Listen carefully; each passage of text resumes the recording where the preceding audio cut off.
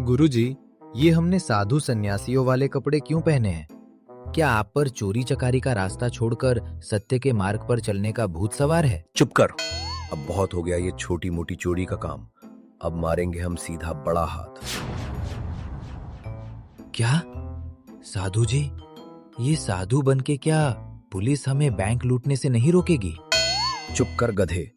ये आजकल के लोगों को पागल बनाना बहुत आसान है। इनको भगवान से ज्यादा अंधविश्वास पर ज्यादा भरोसा है।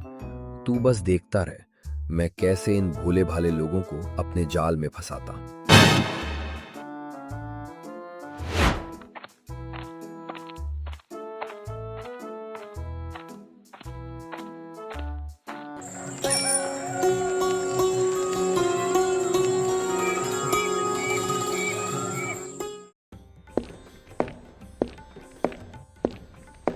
अरे ओ बहू, जल्दी कर।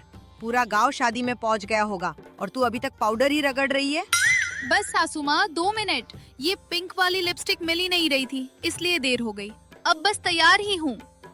मम्मी, वो पिंक वाली लिपस्टिक ढूंढ रही हो क्या? वो तो मैंने अपने कुत्ते के मुंह पे लगा दी।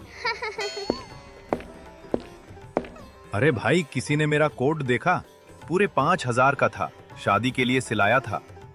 बहू जल्दी जा, तिजोरी में से गहने और कंगन निकाल ला।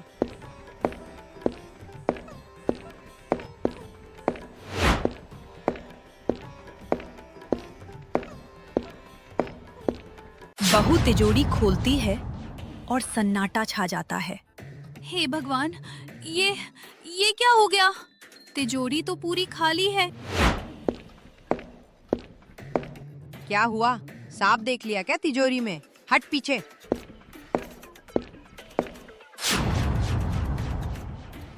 हाय ने, लूट गई मेरे पुरखों की निशानी।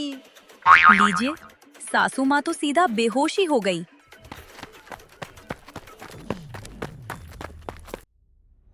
माँ, अरे कोई पानी लाओ। ओए छोटू, जल्दी जा पानी लेकर आ। मेरा मुंह क्या देख रहा है? माँ बेहोश हो गई हैं।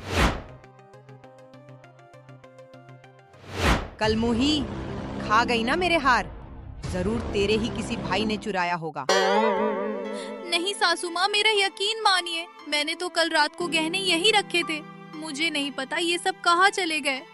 सासू माँ, आपको मेरे मायके से क्या दिक्कत है? हमेशा मेरे भाइयों को बीच में क्यों लाती हैं?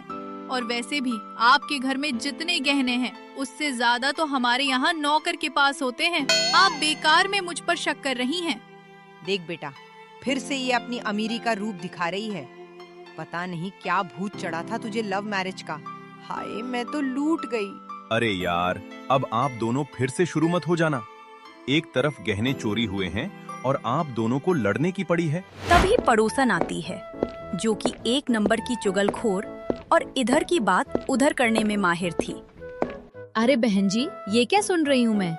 आपके घर में चोरी हो गई? हाय राम, कलयुग आ गया है बहन जी, कलयुग। वैसे बहन जी, बुरा मत मानिएगा, पर आजकल की बहुओं का क्या भरोसा? कब मायके वालों के साथ मिलकर हाथ साफ कर दें, पता भी नहीं चलता। अरे बहन जी, आप रोना बंद कीजिए। पास के गांव में एक अंतर्यामी बाबा आए हैं। कहते हैं वो भूत, भविष्य और वर्तमान सब जानते हैं।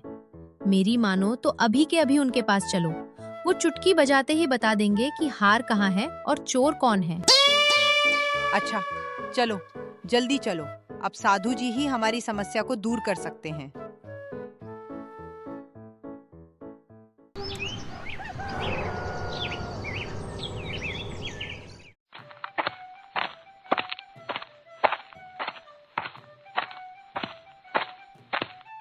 ये है हमारे अंतर्यामी बाबा। साधु ध्यान में है, सासू माँ रोते हुए पहुँचती हैं। बाबा, सब चोरी हो गया बाबा। अब आप ही सहारा हो मेरे। बहू और बच्चों ने तो मुझे भिखारी बना दिया। शांति वत्स, शांति। मुझे सब दिख रहा है। एक लोहे का डब्बा है, उसमें लाल कपड़ा है और उसमें खाली जगह है। मुझे दिख रहा है कि गहने कहीं गए नहीं हैं, वो घर में ही किसी के पास हैं। शिष्य, इनको बोलो कि कल सुबह तक सब मिल जाएगा। सच्ची बाबा? मुच्ची वत्स, बस थोड़ी दक्षिणा लगेगी। शुद्धिकरण के लिए 11,000 रुपए और एक थाली लड्डू रख दो। बाबा, क्या सच में गहने मिल जाएंगे? सासू माँ तो मेरा जीना हराम कर देंगी अगर हार वापस नहीं आए। द्रव्य दृष्टि से देख रहा हूँ, तुम्हारे घर की लक्ष्मी घर में ही है। कल सुबह तक सब मिल जाएगा। बस 11,000 रुपए की छोटी सी दक्षिणा लगेगी, क्योंकि मामला बड़ा गंभीर है। सासू माँ जी बेबस होकर दक्षिणा साधु जी को दे आती हैं और सासू बहू लड़ते लड़ते घर की ओर निकल पड़ते हैं। अब देखो तो जरा, ये दोनों क्या खिचड़ी पका रहे हैं। क्या बात है गुरुजी, गहने भी अपने पास और ये 11,000 भी। चलो अब गांव से 9 2 11 होते हैं। अबे ओए पॉकेट मार, गधे, इसीलिए तू आज तक छोटा चोर है। ये तो चारा है बड़ी मछली फंसाने के लिए। ये गहने चुपचाप उनके घर रख के आ। क्या वापस क्यों? मतलब सब वापस रखाऊं? इतनी मेहनत से हाथ लगे थे गुरुजी। जब उन्हें बिना ढूंढे गहने मिलेंगे तो पूरे गांव में मेरा डंका बजेगा। फिर लोग अपनी जिंदगी भर की कमाई लेकर मेरे पास आएंगे, तब मारेंगे बड़ा हाथ। वाह, गुरु तो गुरु होता है, पर ये गुरु तो गुरु का भी सरदार है।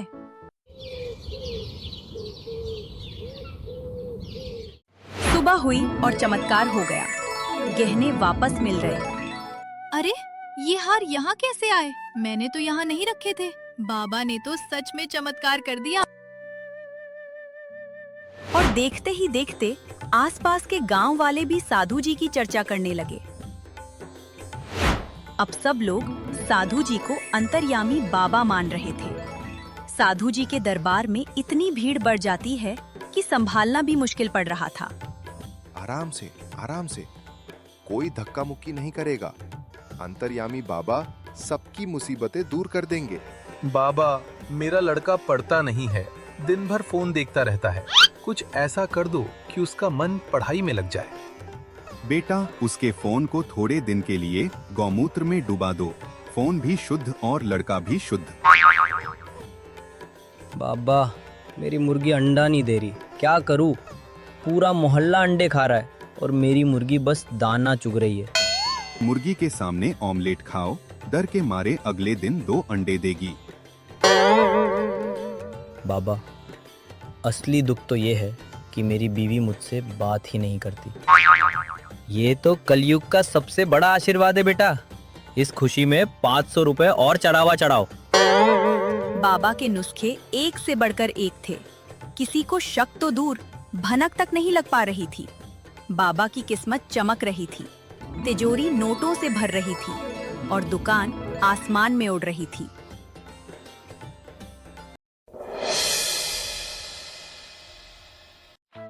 पर कहते हैं ना, शेर को 1.25 शेर मिलता है। बाबा की जय हो, बाबा की जय हो। बाबा, सुना है आप सब कुछ जानते हो, सब कुछ। ओहो बाबा जी, क्या चमक रहे हो, एकदम सूरजमुखी के फूल जैसे। हटो वत्स, मर्यादा रखो। बोलो, क्या दुख है तुझे? बाबा, पूरा गांव मुझे पागल कहता है। क्या मैं सच में पागल हूँ? नहीं बेटा, तू तो इन सबसे ज्यादा समझदार है। ये दुनिया ही पागल है। अच्छा, तो फिर आप भी पागल हुए ना, क्योंकि आप भी तो इसी दुनिया में हो और आपने ही कहा कि ये दुनिया पागल है। निकल जा यहाँ से, हमसे इतना दुस्साहस। चेले, निकाल इसको यहाँ से। अच्छा, नाराज ना हो बाबा, तो चलो ये बताओ, कल रात को जब पूरा गांव सो रहा था तो मैंने एक बहुत बड़ी चोरी देखी थी। बताओ, किसने की थी? साधु के कान खड़े हो जाते हैं। वो सोचता है, कहीं इसने चेले को गहने रखते तो नहीं देख लिया। हाँ, मुझे दिख रहा है। वो एक दुबला पतला आदमी था जिसने मुंह पर कपड़ा बांधा था। अरे बाबा जी, आप तो बड़े वाले अंतर्यामी निकले। कल रात तो मैंने सपने में देखा था कि एक चूहा मेरे घर से रोटी चुरा रहा है। आप तो सच में सब जानते हो। मूर्ख, तू मेरा इम्तिहान ले रहा है। निकल जा यहाँ से। इम्तिहान नहीं बाबा, मैं तो बस ये देख रहा था कि आपकी तिजोरी कितनी भरी है। सुना है आपने गांव वालों की परेशानियां अपनी तिजोरी में बंद कर ली हैं। मुझे भी थोड़ा दुख दे दो, नोटों के रूप में। चलो चलो हटो यहाँ से, पागल है ये, इसकी बातों पे ध्यान मत दो। मैं तो जा रहा हूँ बाबा, पर याद रखना, जो ज्यादा उड़ता है वो अक्सर गोबर पे ही गिरता है। लीजिए, पागल ने तो बाबा की लंका में आग की चिंगारी लगा दी। अब बाबा को समझ आ गया था कि इससे पहले कोई और चूहा उनकी पोल खोले, उन्हें यहाँ से पतली गली से निकल लेना चाहिए।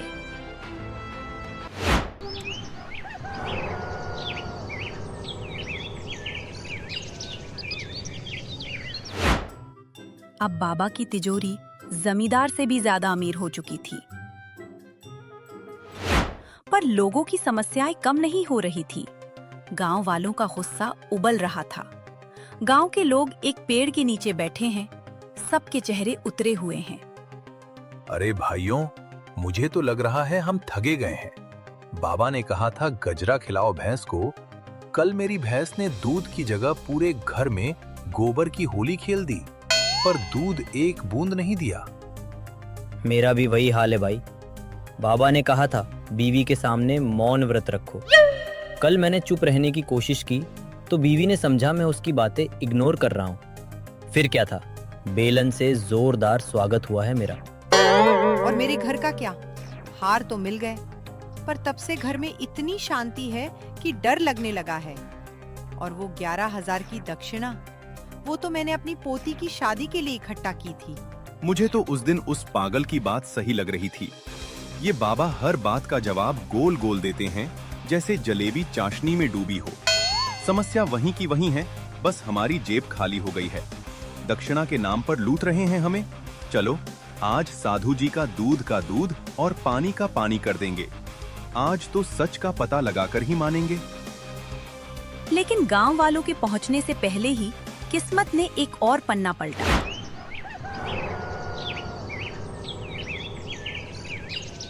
लल्लू चुगलखोर, जो हमेशा गलत वक्त पे सही जगह होता है, वो वहां पहुंच गया।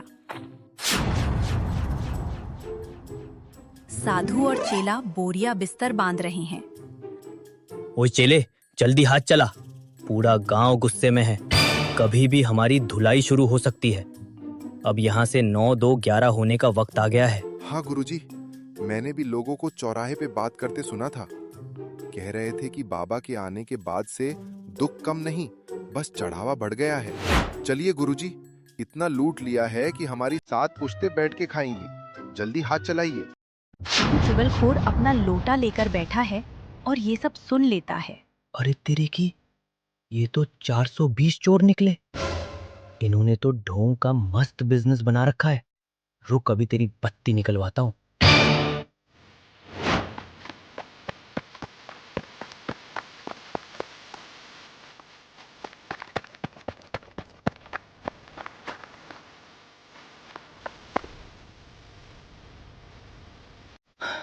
अरे दौड़ो दौड़ो, ढोंगी निकला, 420 चोर निकला, साधु के बेस में डाकू निकला रे, बचाओ गांव वालों।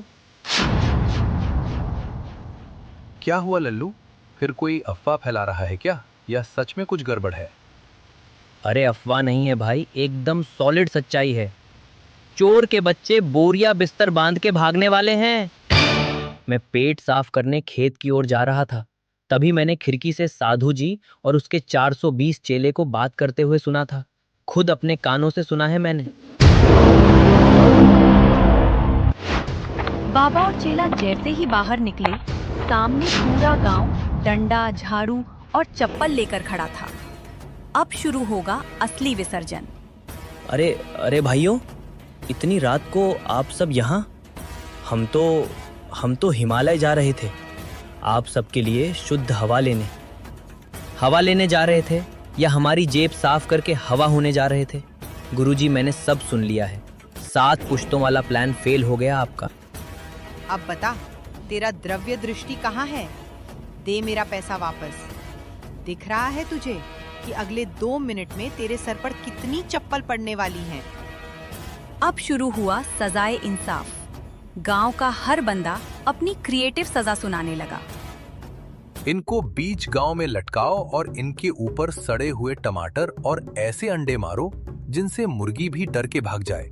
इनका आधा सर मुड़वा दो और आधा रहने दो। बीच में लिख दो 420 और पूरे गांव में इनका फैशन शो करवाओ ताकि कोई और बाबा बनने की हिम्मत ना करे। इन्होंने हमारा पैसा और भरोसा दोनों लूटा है। पापा, इन बाबा जी को डंडे से मत मारो। इनको मेरे स्कूल की मैथ्स की कॉपी दे दो। ये बेचारे सवाल सॉल्व करते करते ही पागल हो जाएंगे। अरे रुको रुको, मेरे पास सबसे मस्त सजा है।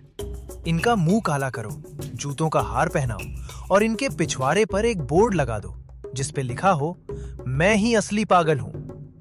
और इनका ये बोरिया बिस्तर खोलो, देखें तो सही हमारा कितना दान इसमें बंद है।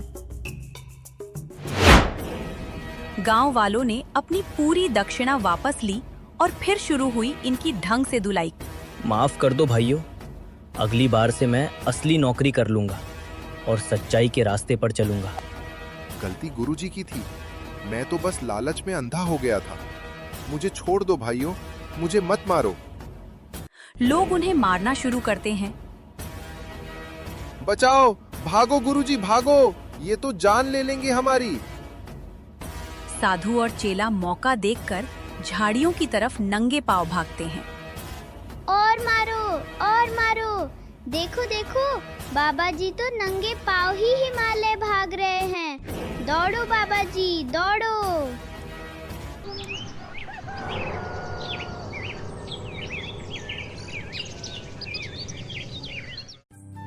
और अब सच में हिमालय निकल पड़ते हैं।